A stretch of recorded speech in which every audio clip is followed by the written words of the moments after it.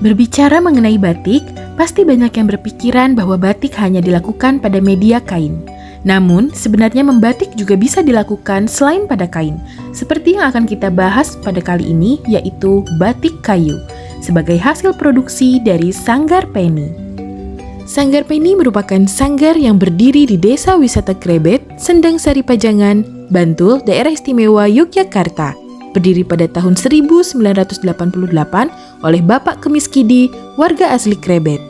Sanggar Peni memiliki ratusan jenis kerajinan yang bervariasi, seperti topeng, wayang golek, souvenir, hingga perabotan rumah tangga. Ada wayang klitik, ini ada wayang golek, ini ada berbagai bentuk hewan dengan permintaan. Sehingga seperti itu.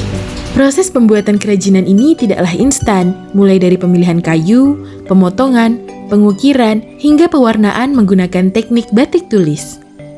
Kayu yang digunakan biasanya adalah kayu sengon. Setelah dibentuk, kayu diperhalus lalu diberi motif batik menggunakan malam.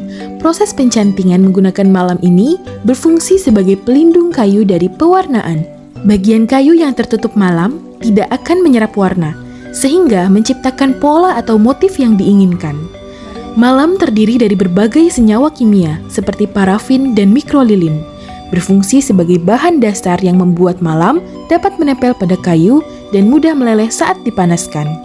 Setelah proses pencantingan selesai, dilanjutkan dengan proses pewarnaan pada batik kayu, di mana dalam tahap ini terjadi proses adsorpsi ke dalam serat kayu, sehingga warna bisa menyerap ke dalam kayu.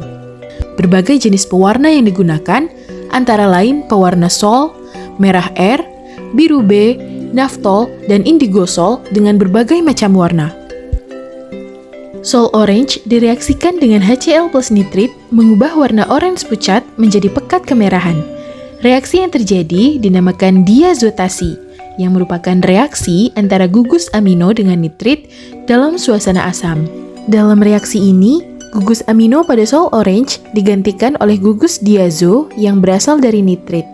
Reaksi ini biasanya terjadi pada suhu rendah dan dalam kehadiran asam seperti HCl. Sedangkan sol coklat direaksikan dengan larutan garam mengubah warna coklat menjadi hijau pekat.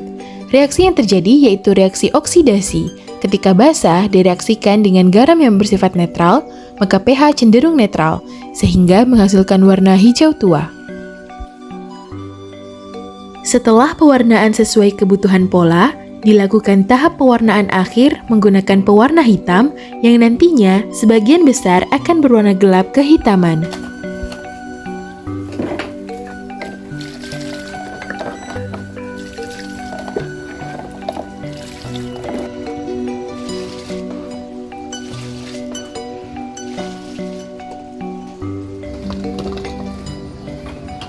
Setelah pewarnaan selesai, dilanjutkan dengan proses ngelorot atau pelepasan malam.